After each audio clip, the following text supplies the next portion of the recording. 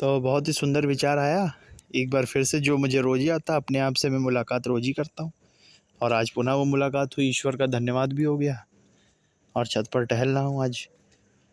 तो बड़ा सुंदर विचार आया कि अच्छा विचार मन के लिए, अच्छा आहार तन के लिए और अच्छे संस्कार धन के लिए। ये तीनों चीज़ें बड़ी ही ज़रूरी हैं जीवन में। कितना सुंदर विचार। अच्छा विचार मन के लिए, भाई अच्छे विचारों से मन संतुलित होगा, आनंदित होगा। अच्छा आहार तन के लिए, भाई अच्छा आहार करोगे तो तन अच्छा रहेगा। सात्विक आहार लोगे तो शरीर भी स्वस्थ रहेगा। और अच्छे संस्कार धन के लिए, जितने अच्छे आपके संस्कार होंगे, जितना उच्च आपका चरित्र होगा, उतना ही आप धन का सुख उठा पाएंगे जीवन में। तो बहुत ही सुंदर अभी एक कहानी वहीं हम बात कर रहे थे। आज बड़ा ही अच्छा दिन रहा, गजकेसरी योग का प्रारंभ भी हो गया है और 3 तारीख तक गजकेसरी योग रहेंगे। आज बड़ा ही दीपक श्रीवास्तव जी से भी मुलाकात हुई और बहुत देर बातें हुई वहीं खाटू श्याम के सामने, और बताने लगे कि अब हम जॉब वॉब के लिए तैयारी कर रहे हैं। अभी तो जॉब कर रहे हैं लालपुर में, और फिर हम जाएंगे वहाँ दिल्ली या बाहर सऊदी अरब भाग जाएंगे, कमाना है पैसा। और बड़ी अच्छी सकारात्मक बातें भी कर रहा था बड़ी देर। हमने भी कहा, हमने कहा देने वाला तो भगवान है भैया, खिलाने वाला भगवान है, मनुष्य खुद तो पैदा नहीं होता इस संसार में। तो यही सब बातें चली और बड़ा ही अच्छा दिन था। दिन सभी अच्छे हैं, देखो स्वर्ग नर्क मनुष्य स्वयं बनाता है। दिन तो सभी अच्छे हैं, अब आपकी सोच कैसी है वो ज़्यादा महत्वपूर्ण हो जाता है जीवन में। और फिर मैं तो हमेशा से भाग्यवान हूँ, मैं हमेशा कहता हूँ ईश्वर का हमेशा धन्यवाद करता हूँ। तो वहीं अभी मैं कहानी वो बता रहा था अपने आप को ही, और बहुत ज़रूरी है। देखो मैंने कहा ना, अच्छे विचार मन के लिए, अच्छा आहार तन के लिए और अच्छे संस्कार धन के लिए, ये तीनों चीज़ें बहुत आवश्यक हो जाती हैं। तो ये एक लड़के को सूर्यदेव को देखने का बड़ा शौक़ था, सूर्यास्त तो सूर्योदय के समय, क्योंकि दोपहर में तो देख नहीं सकता। तो सूर्योदय के समय वो एक दिन बैठा और तुरंत सूर्यदेव अस्त हो गए, तो वो रोने लगा। बच्चा था, उसको अनुभव क्या था। अब वो पापा से कहने लगा, पापा जल्दी से सूर्यदेव से कहो कि वापस थोड़ा सा ऊपर आएँ तो मैं फिर से उनको देख सकूं। तुरंत अस्त हो गए, मैंने देखा भी नहीं आज उनको। तो उसके पापा ने कहा, बेटा धैर्य और विवेक रखो, समय के साथ वापस सूर्यदेव उगाएंगे और फिर तू दर्शन कर लेना। तो उस लड़के ने जिद पाल ली। अब वो दिन रात अब रो रहा है, पूरी शाम रोता रहा, पूरी रात रोता रहा। पिताजी ने लाख समझाया, लेकिन उसने तो जिद पाल ली। सारे मंत्र पढ़ डाले, सारी प्रार्थनाएं कर डाली, सब कुछ कर डाला, सारे नाम जप डाले। सूर्यदेव से कहा, प्रभु आप जल्दी से निकलो वरना हम अब पूरी रात रोते रहेंगे। लेकिन कुछ भी ना हुआ। तो धीरे धीरे उसको विश्वास भी उठने लगा कि प्रार्थनाओं में कोई दम नहीं होता। अब उसका धैर्य और विवेक टूट गया। आधी रात आते आते फिर वो रोने लगा। उसके पिताजी ने समझाया कि बेटा अभी तुम बच्चे हो,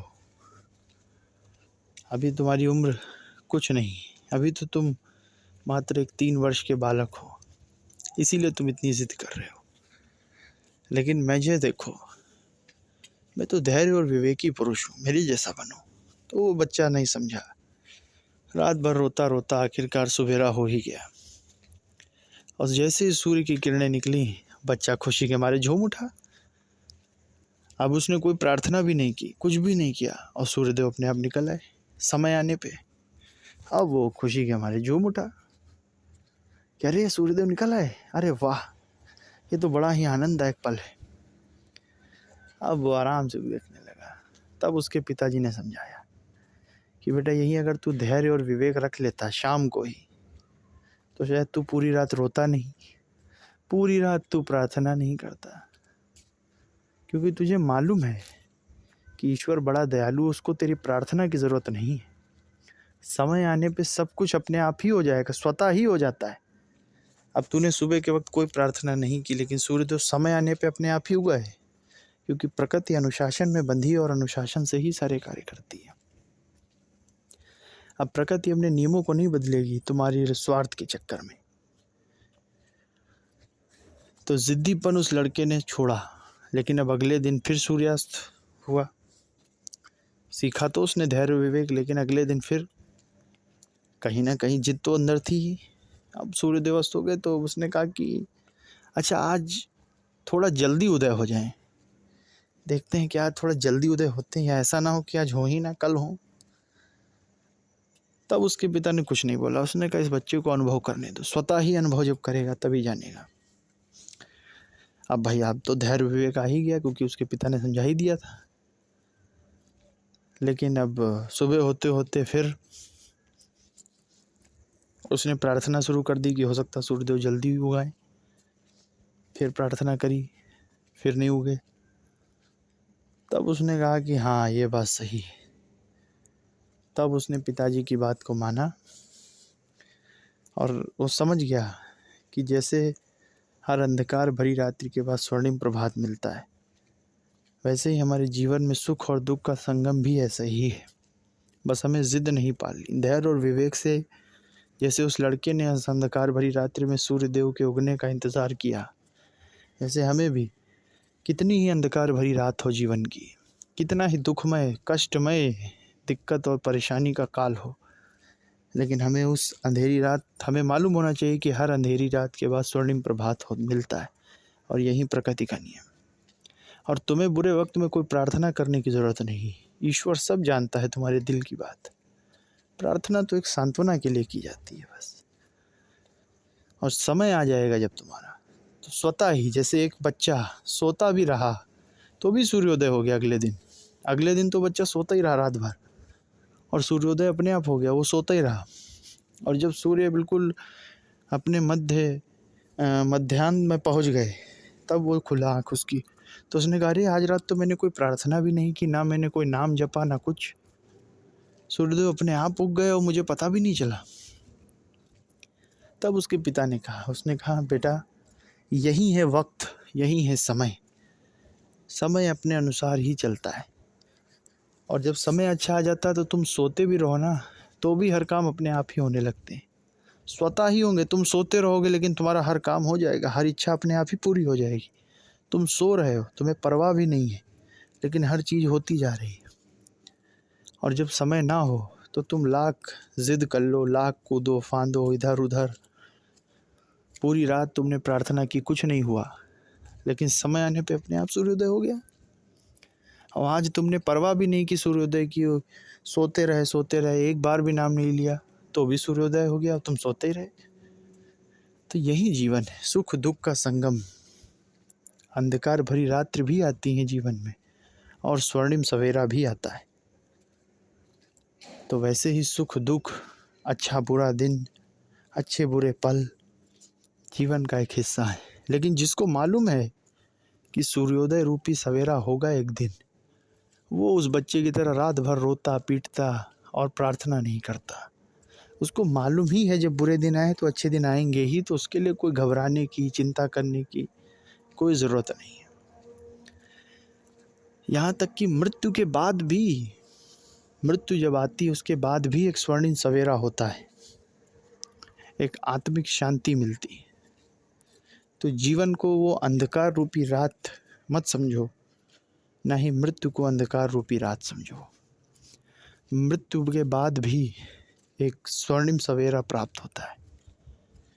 लोगों को उस अनुभव के बारे में मालूम नहीं, लेकिन जो भी मृत्यु को प्राप्त हुआ वह कभी वापस इसीलिए नहीं आया क्योंकि उसको वहाँ कुछ खास मिल गया। तो मृत्यु भी अंधकार भरी रात्रि नहीं, स्वर्णिम सवेरा भी हो सकती है। और वैसे ही जीवन में भी कोई पल अच्छे या बुरे नहीं, कोई दिन अच्छा या बुरा या सुख या दुख ही नहीं होता है। ये तो समय है जो स्वतः ही हर कार्य को करने लगते हैं।